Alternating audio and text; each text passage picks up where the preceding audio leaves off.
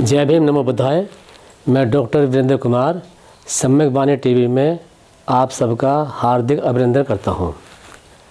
आज हमारी चर्चा का विषय होगा कि भगवान बुद्ध को तथागत क्यों कहते हैं। पाली साहित्य में जो त्रिपिटक साहित्य है उसमें भगवान बुद्ध के लिए तथागत शब्द का भी प्रयोग हुआ है। तो अब हम बात करेंगे इस बात में कि तथागत का क्या मतलब है, इसका क्या अर्थ है, क्या मीनिंग है इसका। तो वास्तव में जो तथागत शब्द है ये भी पाली भाषा का शब्द है और पाली भाषा में इसके दो अर्थ देखने को मिलते हैं। पहला अर्थ है यथाचारी, अर्थात जैसा व्यक्ति बोलता है उसी के अनुसार व्यक्ति कर्म करता है। अर्थात अगर हम देसी भाषा में कहें तो व्यक्ति के कथनी में और करनी में कोई फर्क नहीं होता, उसे कहते हैं यथाचारी। तथागत का जो हिंदी में अर्थ है वो यथाचारी है। इसलिए चूँकि भगवान बुद्ध जो बोलते थे उसी को फॉलो करते थे, वैसा ही कर्म करते थे। जैसे भगवान बुद्ध ने कहा हिंसा नहीं करनी, तो भगवान बुद्ध भी हिंसा नहीं करते थे। भगवान बुद्ध ने कहा चोरी नहीं करनी, तो भगवान बुद्ध भी चोरी नहीं करते थे। भगवान बुद्ध ने कहा झूठ नहीं बोलना, तो भगवान बुद्ध भी झूठ नहीं बोलते थे। भगवान बुद्ध ने कहा व्यभिचार नहीं करना, तो भगवान बुद्ध भी व्यभिचार से बहुत दूर थे। जैसे भगवान बुद्ध ने कहा नशा नहीं करना, तो भगवान बुद्ध नशा नहीं करते थे। तो इसलिए जैसे भगवान बुद्ध कहते थे उसी के अनुसार कर्म करते थे, इसलिए भगवान बुद्ध को यथाचारी अर्थात पाली भाषा में तथागत कहा गया।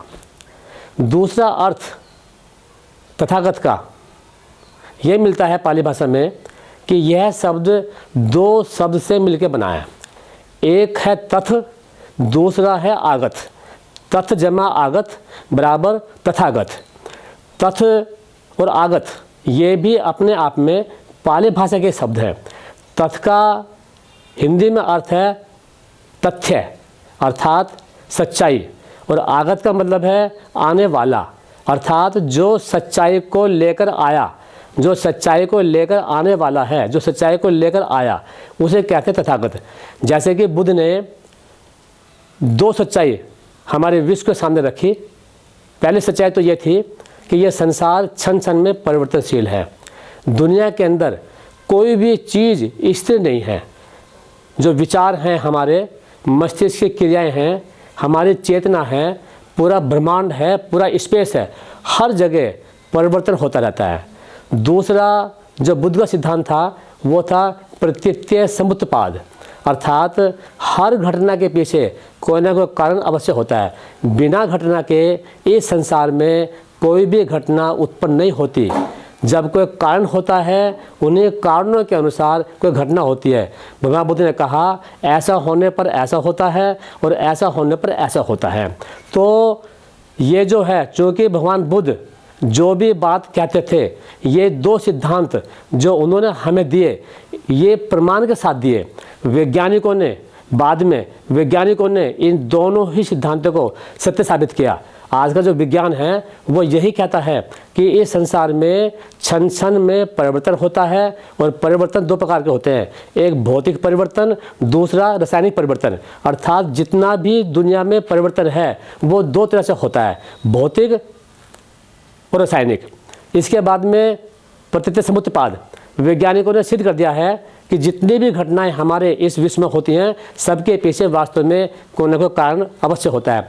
तो इसका मतलब ये हुआ कि तथ्यों के साथ में आना, सच्चाई के साथ में आना, ऐसी बात कहना जिसके प्रमाण हो, जो प्रमाणों से सिद्ध हो, उसे कहते हैं तथागत। इसलिए भगवान बुद्ध को तथागत भी कहा गया है। और चूँकि भगवान बुद्ध ने इन दो सिद्धांतों को हमें दिया, इसलिए हम भगवान बुद्ध को वैज्ञानिक भी कहते हैं। सामाजिक क्रांतिकारी के साथ साथ वो वैज्ञानिक भी थे, क्योंकि उन्होंने जो नियम दिए हमें, इन नियमों को बाद में वैज्ञानिकों ने सही साबित किया है कि जो बुद्ध ने कहा वो नियम बिल्कुल सत्य हैं। तो इसलिए गौतम बुद्ध को भगवान कहने के साथ साथ तथागत भी कहा गया है। और भगवान क्यों कहा गया है ये हमने पहले वाली वीडियो में आपको बताया था। आज हमने चर्चा की तथागत की, और मैं समझता हूँ कि आपके समझ में आ गया होगा कि तथागत का क्या अर्थ है। जय भीम, नमो बुद्धाय।